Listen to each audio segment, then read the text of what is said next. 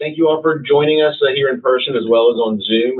This is going to be a fun discussion today. I want to thank everyone for being here. I'm Dr. Sanjay Iyer. I'm a movement disorders neurologist and also a medical director here at Memory and Movement Charlotte. Today we have the discreet pleasure of talking to Jennifer Reilly. Would you like to tell us something about yourself? My name is Jennifer Reilly, and I live here in Charlotte, and I've had Parkinson's for 10 to 12 years diagnosed, and I get very anxious traveling in the airport. And actually, this program, as we were putting it together, one of our nurses here, Kristen, that many of you know, she said, well, Cedric loves talking about his blog, but I was just on the phone with Jennifer for an hour trying to help her figure out how to manage her anxiety getting to the airport. So she said that would be a really interesting way of kind of talking through this. Cedric, would you like to tell us a little bit about yourself? I am Cedric Williams. Grew up out in the flatlands of Nebraska and spent most of my adult life in Colorado, and then came out here about 10 years ago. And I'm just on the quest to spend at least a week of vacation time in each and every one of the 50 states. Very nice. How many you got so far? 18. You got a ways to go. We also have Liz Erhartic here.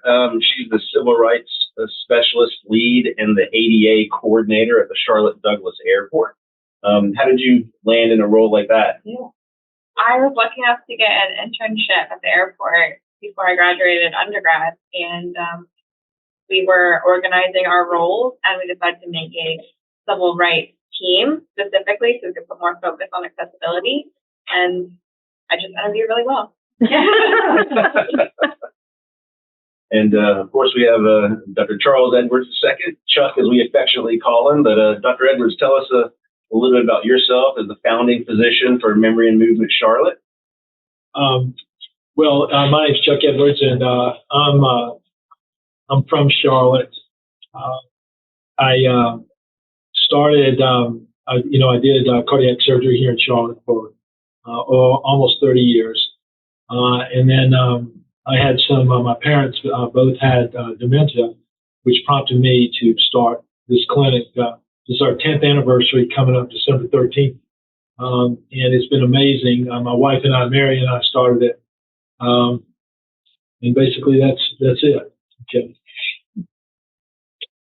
So, kind of diving a little bit deeper into some of the topics here, I want to start with Cedric. Tell me, when did your love for travel start? Where did this idea for the 50-state challenge come from? Where did the idea for your blog come from? I would say the love of travel, I guess, probably didn't really start until I started traveling for work and realized all these different great places I was getting close to, but couldn't do because I had to work.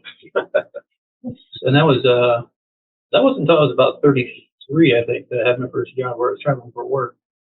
And it was in the first year and a half that I worked there. The combination of that, the actual work travel and the vacation time I got, ended up just in that first 18 months going to 11 different states I had never been to. And that was when I kind of went, okay, so start keeping track of where I've been and where I haven't been. And then I ended up this is when I lived in Colorado. And as I said, I grew up in Nebraska, so I'd actually never been to Georgia. And I went to a one-day intensive training in Atlanta, and it was this time of year, so the sun was going down early. So by the time my flight got into Atlanta, it was after dark. I took the light rail straight downtown to my hotel, which is also where the training was taking place. And then so I was inside that one building all day. And the next day, or that evening, I just went back on the light rail already after dark again, up to the airport and left. And I was like, yeah, I've been in Georgia, but I haven't seen it. So do I count that? You don't miss anything. You didn't miss anything. I don't know yet. So, tell us, in terms of your perspective on travel, how did your diagnosis change your perspective on travel, or has it? Well, one of the primary symptoms I've had to deal with, in fact, I would say probably the first Parkinson's symptom I had was that anxiety. Mm-hmm. And the main way I've been able to handle it has been through the medication. Carbidopa, levodopa. Before I was on that, I actually had a full-on panic attack when I was set to fly to Germany to visit some family out there. And so I just couldn't get myself on the plane. I was just convinced that it was going to go down. And even after I took my lorazepam to calm my nerves, it was calm, but I still couldn't talk myself into it. I talked myself into it, yeah. Didn't go down. But you were actually at the gate trying to convince yourself to get on the plane? Unfortunately, I was outside the TSA checkpoint, Mm-hmm. so I hadn't given them my luggage yet. They had to send off to Germany without me. But yeah, it was on the way basically to the airport. Yeah. Tell us about your blog. The blog is alternately the original idea was for it to be something that other young onset Parkinson's disease patients could kind of follow along and see what, kind of how it goes. That's possible. And it also turned into a place to document my travels, present and past. And then it also turned into a place for just plain deranged stuff that pops into my head. A few of the folks here in the office actually follow your blog, and they tell us great things about it, and they're always trying to tell me where you are. So I'm glad that you're doing that for everyone. Jennifer, tell us when did your travel anxiety start? What specifically about the travel makes you anxious, and how do you try to mitigate that? A couple things. I just got back from a pretty big trip, and I'm not a big fan of airports. Like, with the Parkinson, it plays tricks with your mind sometimes. So what I like to do is know where I'm going exactly. Point A, point B, point C. And when that gets messed up, that's when the anxiety comes in. I wonder where am I going? Like when they change your gate? Yes, when gate changes. We were in Madrid, going to Madrid a little while ago. You can't hear either, though. In Spanish, we had to get from Terminal A to Terminal C, and it was 6 o'clock in the morning. It was so busy. My husband was great, and I just all of a sudden I had, a long panic attack. I mean, it wasn't that bad, but I just was got to get through this. And once you have the mindset from this is how it works for me, so I said, I'm going to make it through this airport. I did, and also what I did was I did a lot of them. So when we left on the international airport that we were going into, was their ADA, the equivalent of ADA, their ADA policies are. Mm-hmm. And Madrid, unless you have 2.5 hours from in between flights, you can't get a wheelchair. So it's but I did get one. So that was really, for me that was the hardest part of the trip. Yeah. But for me, most of the time is knowing where I'm going. Does the anxiety start the night before? When does it? This started. For me, the biggest thing that I was looking for, I had an appointment with Dr. Iyer, and I was and it was, it was new. It builds. It was also a huge trip for me. It was 2 weeks. There before, and I didn't know what to expect. I knew three time changes, and I knew all that. But the good thing about it is, I got through it, and I loved it. Yeah. And that's what I think. You can't, as long you gotta live your life, and you can't. You gotta get. I was checking I had a backpack, and I was checking my wallet, checking my boarding pass, and then I go and I do it again, and I just keep doing it over and over again. And so, part of it is the Parkinson's gives you that social anxiety, but just aging alone increases your anxiety. And as much as you want to plan for it, you really can't. You just have to kind of plow through it. One of the specific issues as it relates to Parkinson's, people ask Volume is full. whether they're traveling across just a time zone or two or even going overseas.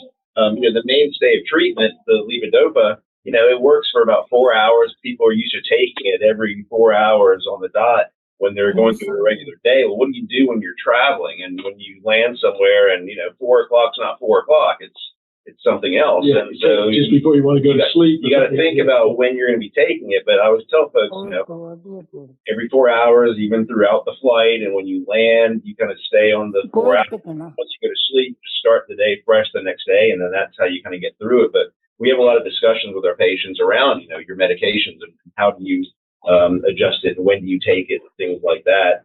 Just one of the specifics around the Parkinson's. Well, Liz, a couple of questions for you.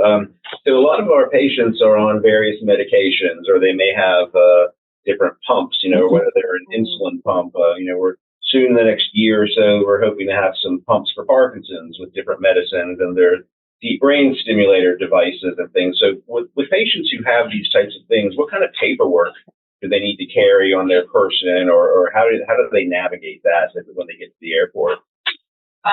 So this is going to be something where all that research ahead of time is going to be really helpful.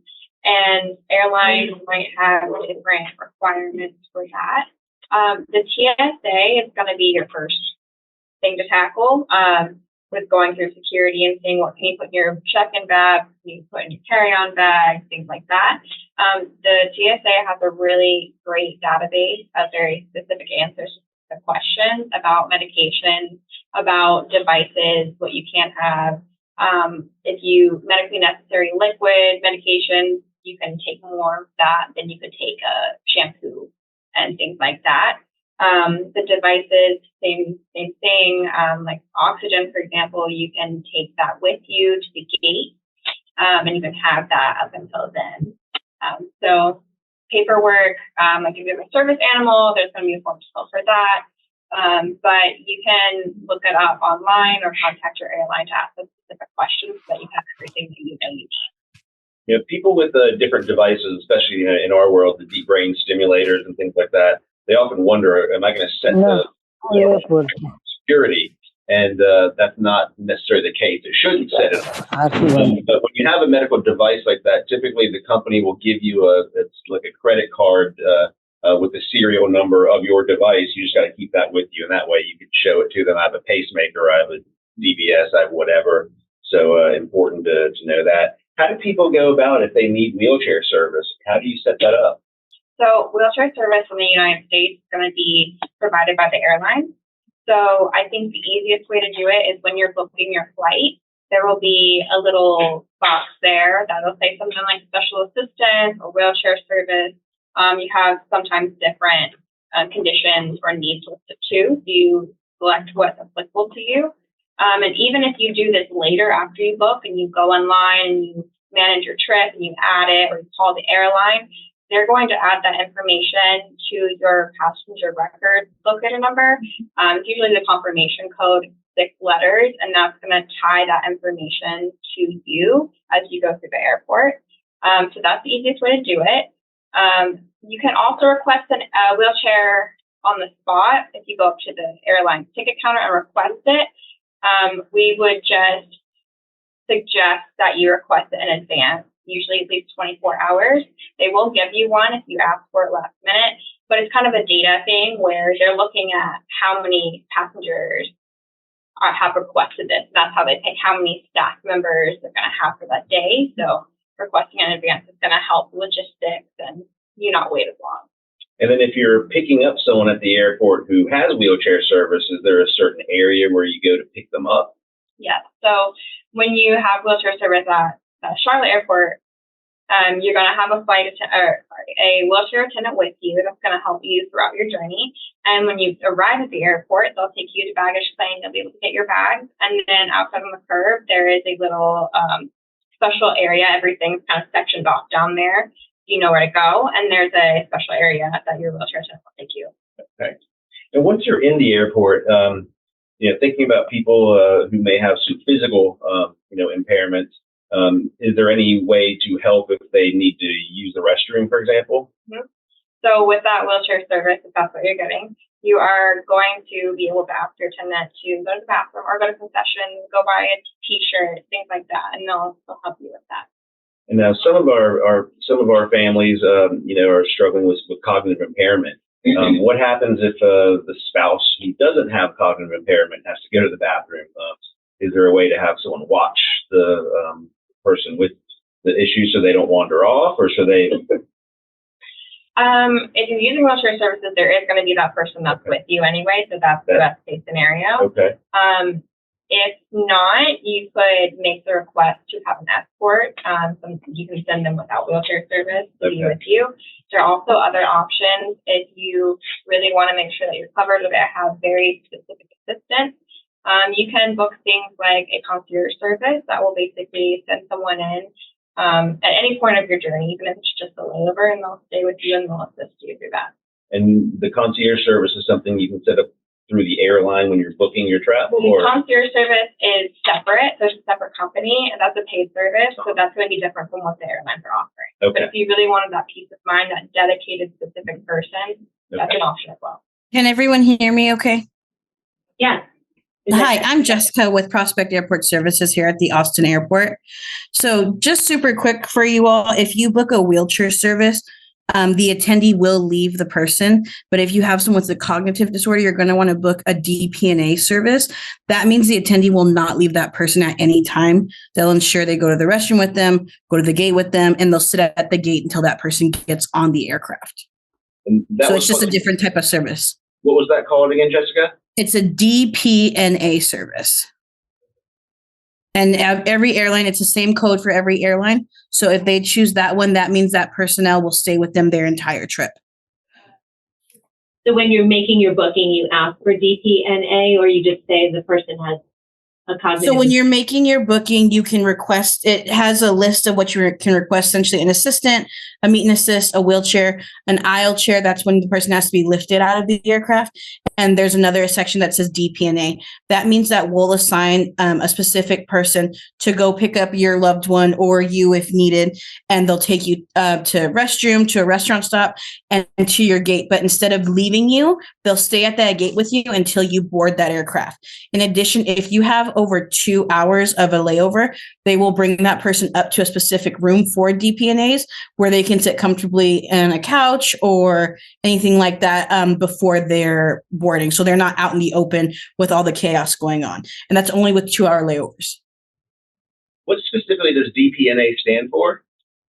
Give me 1 second. I actually have my DPNA manager here. She has all the details. Let me grab her and have her come over here and talk to you guys. Thanks, Jessica. Well, the other question I would have for Liz, what if someone needs help on the airplane, getting to the bathroom or something like that? That's, of course, going to be helped by the airline, the flight attendant. So I would suggest letting a flight attendant know you have that call button above your seat. And then airplanes should typically have wheelchair aisle seats. So they're thinner, they're narrower, because the airplane is narrower than the chair that you're brought to the gate with. The flight attendant will ask you and help you get to the bathroom. There's always at least one accessible bathroom on an airplane. So are walkers typically checked in, or do walkers get gate checked, or do walkers go on the plane with patients? That depends. I think there is an area on the plane where there's a little bit of room for, smaller foldable mobility devices. I would ask your airline in advance if you need to, but those larger items especially, they'll take those from you when you get into your chair to board, and they'll check them, and then when you land, they're going to bring those right back up to you for use. Okay. Are there any other specific accommodations at the airport that we haven't talked about that we may not know about that you'd like to share? There are, for cognitive and mobility related issues. There's a program called the Hidden Disability Sunflower Program. This was actually started in the UK, and it is all over the world. Not every airport has it, but it's growing in popularity. And it's basically generally a lanyard, a bracelet, a pen. It's going to be a green background with the yellow sunflower on it. It's a discreet way to, if you want to, self-identify as having a non-obvious disability. It will signal to airline staff or airport staff that you might want to be checked on, watched out for, asked if you need assistance. It doesn't give you special privileges. It's more of an awareness tool, because we believe that the best way to assist someone is to have them tell us what would be beneficial to them. Everybody's different, even if you have the same disability. There's such a scale. So that is a tool that you can use. I would also mention that TSA has a program called TSA Cares. You can file a form online or give them a call, and you can make a case so that they will have all of your information, your assistance requests ahead of time. They'll give you a case agent. They'll talk to you before your arrival at the airport, let you know all that. You can have a TSA card that you can show someone when you get to TSA, and that's a really great tool, especially since that's a very stressful part of the airport experience. So if I get a sunflower, can I get through security faster? No, no special treatment, but Well, Dr. Edwards, you've been traveling an awful lot the last year or two. I know because I'm helping to cover your patients while you're gone. No, but in all seriousness, tell us some of the things that you noticed or things that you feel like our patient base may be challenged with during traveling, whether it's movement or memory related. Well, I think it's really important to understand that travel and doing things with your family and being able to go is very important. But the ability to travel and the joy of traveling depends on the stage that you're in. Okay, if you are early, let's say that you have mild cognitive impairment or early dementia, that's a completely different situation than if you're moderate or more severe. Okay, so with mild cognitive impairment or early dementia, things that we want to stress is that if you're planning a trip, you want to plan wisely. The biggest mistake people make is that they will have travel arrangements that are totally impossible to, here they are traveling with someone. They haven't programmed enough time at an airport. They don't realize that they're going to have to go a lot of distance to get to, so that they need to get the wheelchairs.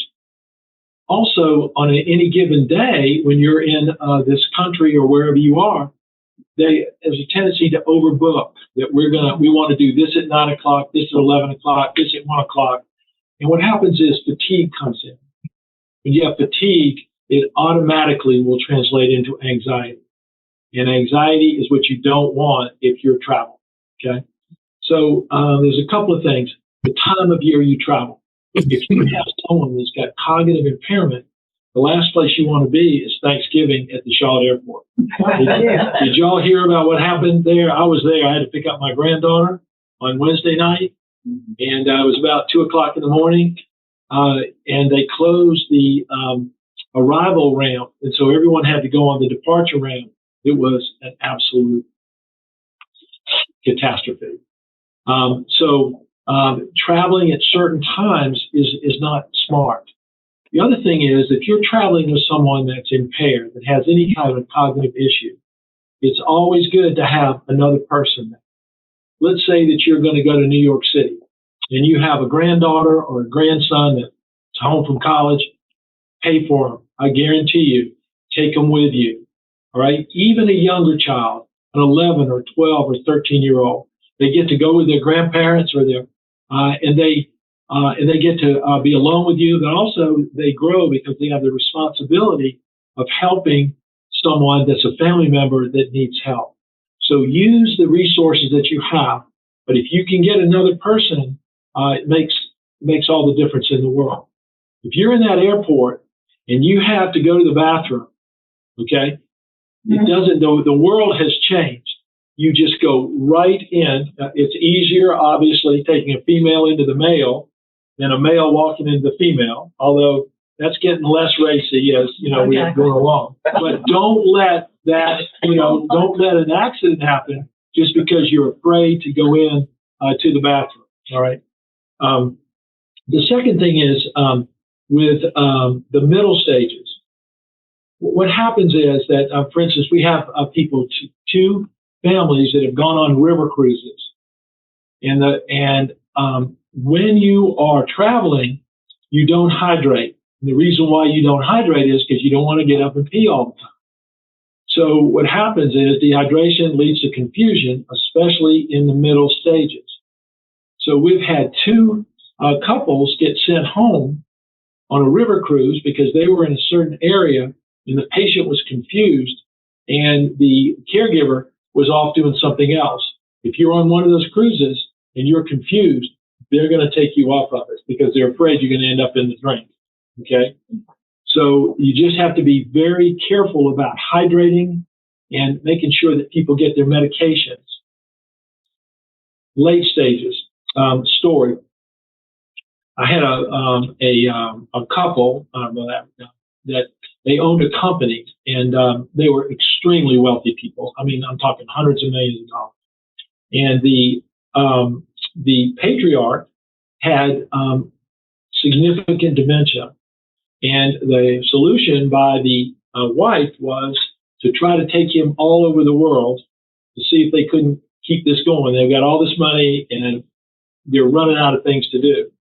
So they decided to go to the Tulip Festival in Holland, and they put him on the plane to come to. They have a stopover in Dulles, and when they get to Dulles, they get off the plane, and all of a sudden he's confused, and he says, "Where are we going?" And his wife says to him, "Ed, you know damn well where we're going. We're going to the Tulip Festival, and we're going together." And he said, "I'm not going with you." He was confused. The next thing you know, they have an argument. The airline people come up, and then he's yelling at her, and then the cops come up. The next thing you know, they're taken to a room, and they're on a plane back to Charlotte. They're not going with him. Okay. So she comes in and talks to me about a week later, and she said, what should I have done? How could I have handled that better? When she was coming off and she saw that he was confused, if she had gone to him and said, "Ed, this is confusing to me. Do you mind if we sit down for a minute and let me get my bearings, and then we'll see where we're going, but I'm a little confused." If you're ever dealing with a patient that's confused and a little bit combative, if you apologize or you take the burden on you, they're going to calm down right away. An apology will always evoke a response from another human being. "I'd like to apologize." They're going to calm down. So if she had just said that, "Let me get my bearings and then we'll go on," and then there's not a line between you, and then you're together and you're trying to figure it out. Okay. One last thing. In holidays, oftentimes, and there is a point in time in the disease that travel is not recommended. Okay. That it causes too much anxiety and the people that are going don't enjoy it. And it gets dangerous. So in the later stages, you still want to have the patients around you and things, but getting on saying, "Oh, I think that they'll like to see Scotland one more time."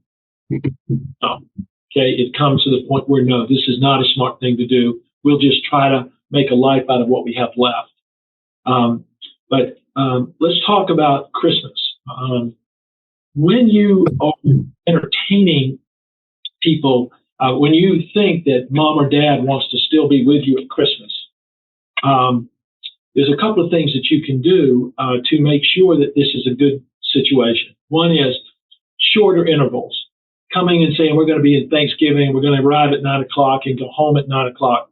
It's not going to work. The patient's going to get anxious, they're going to get agitated. Okay? Shorter intervals. Maybe it's a time that they have a place to take a nap, but it's important not to overwhelm them because they will get very anxious. The second thing is alcohol. It's not okay for granddad who has dementia to throw down a couple of scotches. That's not going to work. Okay. So alcohol, plan on having non-alcoholic or whatever you can do to kind of limit that. And the third thing is I like to have a family member with the patient at all times. It might be a grandchild. It might be a nephew. or even a daughter, but someone there to kind of give them a perspective of what's going on, especially at Christmas. Granddad, we're opening presents now, and this is what's going on. You just kind of lead them through so they keep their balance.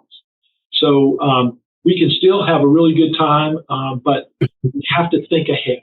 We have to plan on what they're like and what they're seeing, because what we do is we think, oh, they're going to want to be around us, and it's going to be just like it always was. Well, that's when things go south.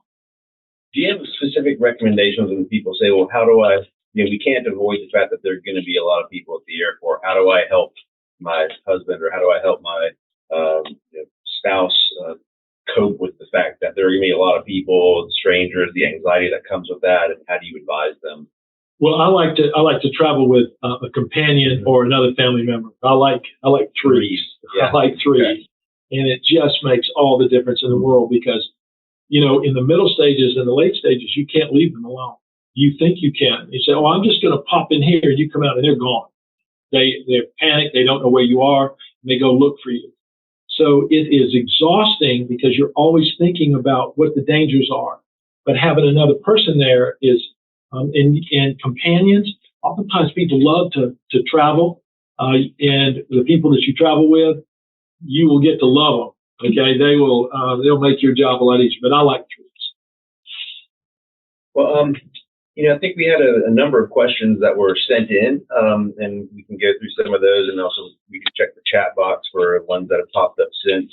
I think we've actually covered a number of these already. How do we best get through TSA if my husband has dementia and insulin-dependent diabetes? And they can comment on that. On the TSA website, it talks all about the medications and things we can do. And I think, Jessica, you had talked about the DPNA designation that you can request. I think that's for somebody who has cognitive impairment and should not be left alone. So I think that's one way I did not hire a third person. Right. I didn't know much about that. So that was good to hear. And I think, were you able to find out what that stands for, or are you still? Yes, I actually brought my, her name is Linda Schultz. She's with Prospect Airport Services, partner with American Airlines. She runs our unaccompanied minors and department with our DPNA. So she's going to go into a little bit of detail about the service. Okay, great. Thank you.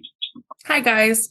So a DPNA stands for a disabled passenger needing assistance, which can range from anywhere from them just needing help because they get lost around the airport to having dementia. But we have an agent that picks them up at the gate and is with them the entire time. If they have a 2-hour layover or longer, they come up to our room that has staff the entire time with them to make sure that they're cared for. And if they have a shorter layover, we'll take them straight to the gate, and we have someone sitting with them the entire time, just helping them with anything that they need to make sure that they're okay. And so people can request that through the airline when they're booking their tickets? Yes, sir. And I think the biggest thing to know about the distinction, because we've seen it multiple times. I've worked actually in Austin and here as well. And we see people book the wheelchair service thinking that the attendee will stay. And that's not the case. And the DPNA wanders off, or they end up found in baggage. And that's how we find out they're a DPNA passenger. It's not really widely seen. So just knowing that DPNA service is actually there, it lets us know that, okay, someone needs to be with this person at all times. They need to be cared for and taken care of. And if anything does happen, someone can be there to assist. And if say they do get a bit overwhelmed, they can contact the loved ones, because we have those numbers on file to contact them with those DPNA passengers. Okay. One of the things that I like is for even now when we're traveling as a family, we're all whole. We have these air tags, and each of us has an air tag. We put it in our back pocket so we can find it. But if you have someone that's impaired or and you have that air tag, you go on your phone and you know exactly where they are. So it gives you just a one last sort of one last level that you know that you can find them if you lose them. Do you track them on your phone with the AirTag? Mm-hmm. Right. Problem is that the AirTags will tag, they keep telling you about your bags. And so Mary and I are flying to Philadelphia, and all of a sudden Mary's phone goes off. And she said, "Oh my God, my baggage is in Wilmington, Delaware." She said, I knew they'd lose it. Well, we were flying over Wilmington, Delaware. She said, "Oh, okay, I get it." Yeah, I think the air tags, which I hadn't heard of those before, and also I know with iPhones and with Androids and with Apple Watches, there are different ways to track each other. The Find My Friends sort of apps. Philips makes the LifeLock 360 devices that are good to have, so that way you don't lose someone in the airport. So a lot of different options for tracking, technology these days. One question always comes up around the anxiety around packing. Does anyone have any specific recommendations on how you kind of conquer that, or how you tackle that, or what do you, with your medications, with whatever it might be? I have a big, big white marker board, whiteboard, I guess, erasable, dry erase markers, and I have put just a very detailed, 4 columns of everything and where it goes in suitcases, so that I don't miss anything. Everything I've ever forgotten is on that list for sure. There we go. Anything I'm afraid I might. Cedric, did you already talk about your new medication counter? I did not. Something else that I just built for myself recently.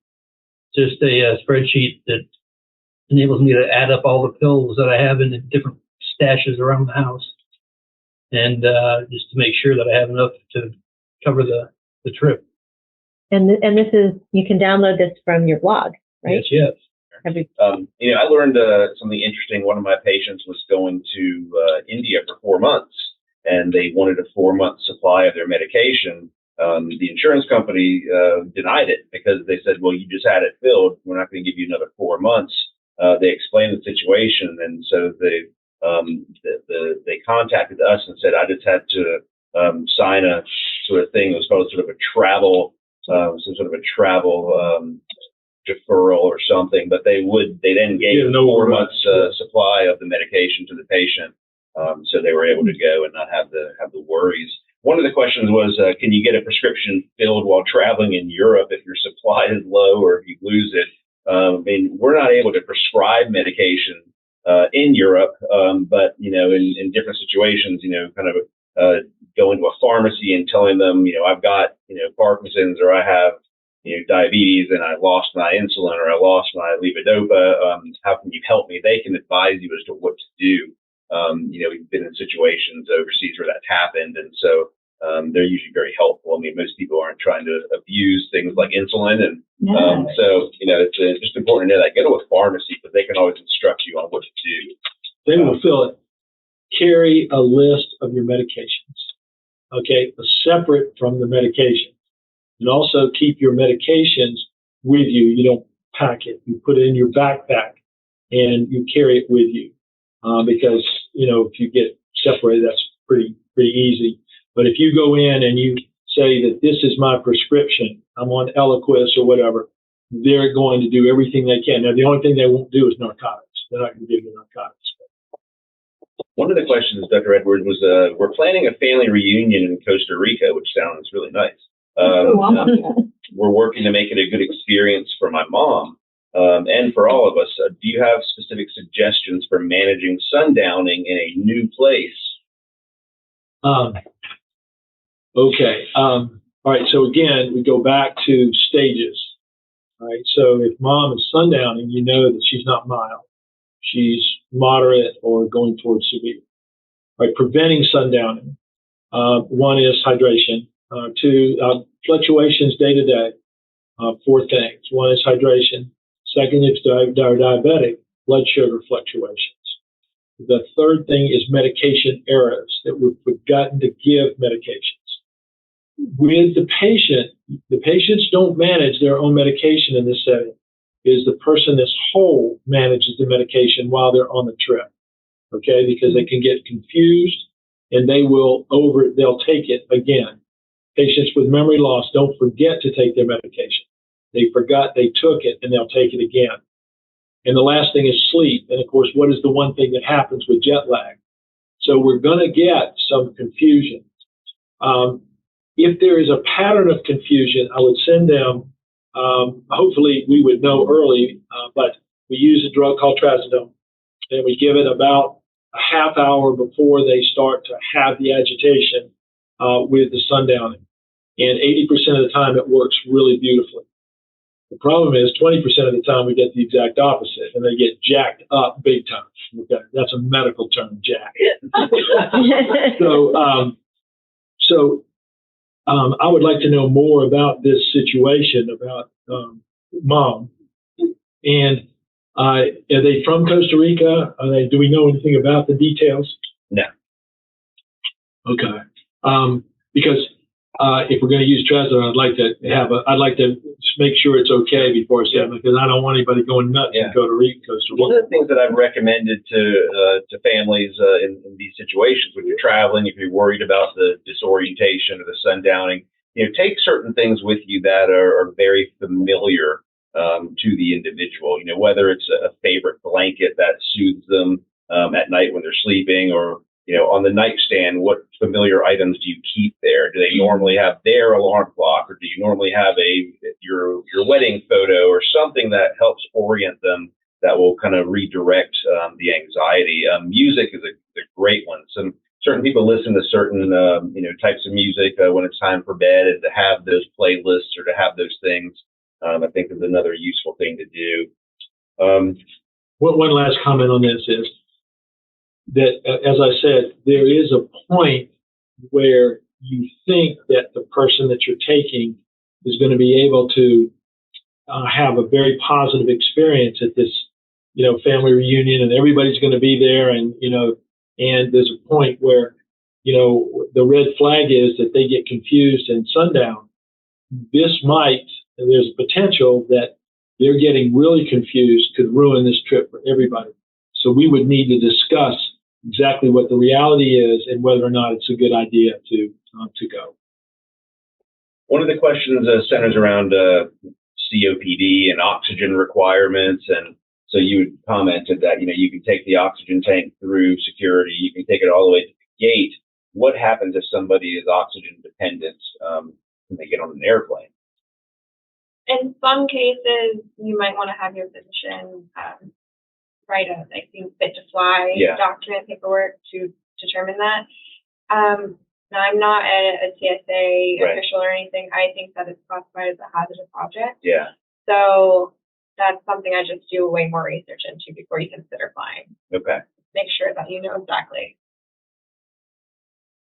Yeah, I'm sure there are different canisters and different things that are more compliant or not. I mean, obviously, compressed gas on an airplane, probably not a great idea, but yeah, yes, sir. I can add a little to that. My wife, Jean, has COPD, and we flew recently to Key West and purchased an Imogen portable battery-powered. About that big. And TSA does approve that. Yeah, they let me It comes through. with a TSA sticker on it. And It's a compressor. I mean, it's a battery-powered compressor. well, not a compressor. It's a what do you call it? Because what it's doing is taking the oxygen out of the air. It's not under pressure. It's not under pressure. Right. No. It's a concentrate. Concentrate. There you It's go. a battery-powered There concentrate. you go. And it's Okay. we found that it made some rattling and some noise. That was the only downside to it. And the one we purchased was like 4 pounds, or 2.4 pounds. Wow. It wasn't much bigger. It was half the size of It's like the size of a book. a book. Yeah. And Like a, it was handy to use at night, although they recommend using continuous oxygen rather than intermittent. Right. But the intermittent did provide the ability to keep our oxygen levels, 94, 92, which were pretty good. That's wonderful here. Thank you for that. That's good. It's a good. Are there any other questions from the audience that are actually here in the room, or specific comments before we look at the chat box? isn't it Find My Phone or Track Your Spouse or whatever? It was really effective for us when it at one point took off in the middle of the night, and I was in a panic, and I think Bronson actually recommended it because I went and looked at my notes recently. Yeah. And it wasn't recent though, but my son was able to track him exactly where he was, and I'm telling you, it was miraculous. Yeah. I was ready to call the cops. Yeah. Yeah. It's And that's just planning ahead. Just really, I'll try to think of what could go wrong, because usually it does. We were 3 years ago, we went to California to a wedding, and we got diverted. Like, but it's just whatever reason. And my daughter was with us, and she's just great. Was able to help us change and transition and do all the gates and get the flights done in about 30 minutes. It's incredible. But we ran into an issue at the Dallas airport with the wheelchair assistants. Everywhere we went, they wanted a tip. And I noticed it at Carolina's Medical Center. They changed Atrium. They changed it so there's no tipping out front, which keeps things moving. So I just wanted to add that. Probably not a good idea if you got someone that's anxious and they change us. They take us. Dallas is so big they'd take you about 200 yards, and they'd change you over to Joe, and then you go to an elevator and go upstairs 2 stories, and they turn you over to Bob, and Bob would take you down to this level, and they turn you over to Sue. And every time you got there, they expected a tip. What I do is I would hand the money. Bob, as the first guy, you didn't hand Bob about $100 bill. Say, Bob, you're my man. You get me where I want to go. I don't want to meet Bill or Joe. I know, it was unbelievable. And all of a sudden, Bob will get you there, but it'll cost you $100. It's going to depend for the airline and their wheelchair service providers. It's not something that the airport themselves control. The airport doesn't want you tipping them. Yeah. Well, Dallas, instead of a wheelchair, they have these, what would you call them? Golf carts. Electric carts. They're like 2 golf carts together. Yep. So they take you and your luggage. Yeah. So, I mean, they can fit 4 people and their luggage on there and zoom out. And what they did is, like, for each building, you got a new person. That's crazy. That's what they do. The person changes, not the cart, but the person changes. Oh. So, My understanding that's going to be logistics based I on think their they need to end. work that out. It's a union thing up there. I bet it is. money part of it. It's a union. Unexpected. So. Yeah, it sort of threw us. Yeah. Are there certain questions in the chat box? Well, there is a question here that was sent as a private message, but so I'll just leave out any details. But basically, it looks like somebody had an issue about 4 years ago with attendant service out of ILM. I don't know which airport that is. But she bought a specific front section seat for her mother that cost more and had more leg room. And she asked for an assistant to help her get to the gate and then another one to help her get from the plane to the new gate. And because she had assistants, she boarded early. And so they didn't honor that front seat and instead put her in a smaller seat in the back of the plane. And it had less leg room and was less comfortable. And so she hasn't relied on airline assistance ever since. That was about 4 years ago.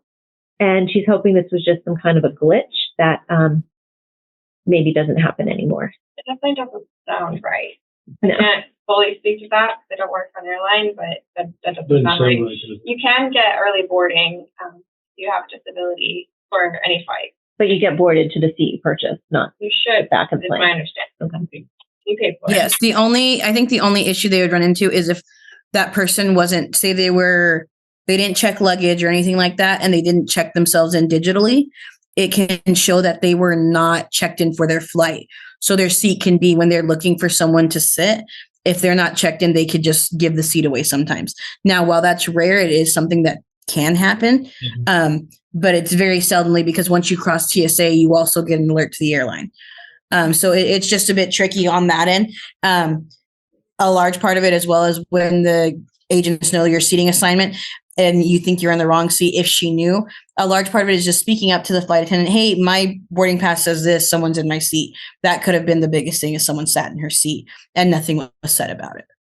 Nothing makes you madder though that you've paid for legroom or something, and then someone says to you, "Oh, well, and I think they do this as a routine. They say, I'd like to sit with my husband, and so would you mind switching?" And my answer is, you've spent enough time with your husband. No, I'm not moving. Okay. So I get pissed off, but I ain't moving. Okay? The other scenario would be if you bought a aisle seat, or not an aisle seat, but an emergency row seat. Right. You need to be deemed that you could assist in the case of emergency, so they would move you then. Yeah. Well, I hope that answered the question for the person. Are there any other questions? You're free to turn your microphone on and ask away, or type it in the chat and we'll read it. And if not, then my final question for Jennifer, hearing the things that we've heard, and I've definitely learned a lot today about services in the airport, does that make you feel less anxious about traveling, or does it make you feel more anxious about traveling? After I've gotten used to doing a lot of research. Yeah. And the one thing I've learned is that if you get the wheelchair, even if you feel great and you want to walk to the airport, take the wheelchair. Take the wheelchair. It doesn't, because I fight with this. So I think I can get out of the airport for eventually. It's there for you. You just take the wheelchair. Don't let your pride get in the way or anything. Just good advice. Yeah. It'll be a lot easier to get the wheelchair at the start. Yeah. Or at your gate, it's a little harder to find it when you're already halfway through. Yeah, if you have a problem midway or something. Yeah. All of a sudden, Parkinson's kicks in. Don't do the thing. so get it before you need it. Yeah, get it before you need it. And it's the anxiety. And I would say that research about familiarization is something that I even do. We have maps at airports online. We have, every airport now has an app on your phone. Some of them, even when you land, will ding you and say, you're going here. This is the map. If you want to activate that and follow the step-by-step instructions. If we walk through videos on airports' YouTube channels, the airline app will let you know if you do have a gate change immediately, so you don't have to. You're making me nervous. I'm getting anxious now with all these apps and stuff. There's to give you guys. I've used Charlotte. Is wonderful with the wheelchairs. I've never had a problem. I've always been at the gate, and when you walk in the front door, the wheelchairs are Right there. They're right there. And you just, you give them they will ask you for your ticket, on your phone, they'll take a picture of it, and then they base it on when your flight's taken off, but I've had no problems. But all the airports should have an accessibility page, and that's going to have contact information. So we've got one more question. In making plans for Christmas, my mom was very excited, and now that the time is coming closer, she tells me she doesn't need us to come and doesn't want to participate. Should I press, or should I let her decision be the word? Well, one of the things about Parkinson's is this, because Parkinson's, one of the things that occurs that's part of the disease is social anxiety. That we can ask you, would you like to do something on Monday? And you say, that sounds like it's going to be really fun. And then Thursday night, you say, I ain't doing it. Now, I would try to allay the anxiety and say, because usually the patient, once they get there, they really enjoy themselves. So I don't let the social anxiety dominate. But if it's this is Parkinson's now, but if it's a dementia patient, and all of a sudden you start to see a pattern where they're getting very anxious when they're asked to do things, then I would honor that. But in the Parkinson's, really try to get them there, because their anxiety will go down and they'll enjoy it. Is that fair? That's fair. Well, just want to thank our panelists, and of course, thanks to Dr. Edwards for your comments, but also thank you for putting this wonderful place together for us. 10 years in running. Thank you for taking over. I like that, and to Janet in the back. But one of the things that is, I love the fact that y'all come and we have these people on Zoom, because what you want is sort of the anxiety. You want people to be able to enjoy their lives. And the anxiety takes away, it makes us mourn the loss of things that we had, and instead of enjoy the things that we feel like. Absolutely. Make a life out of what we have left. And so that's what this is really about. Thank you.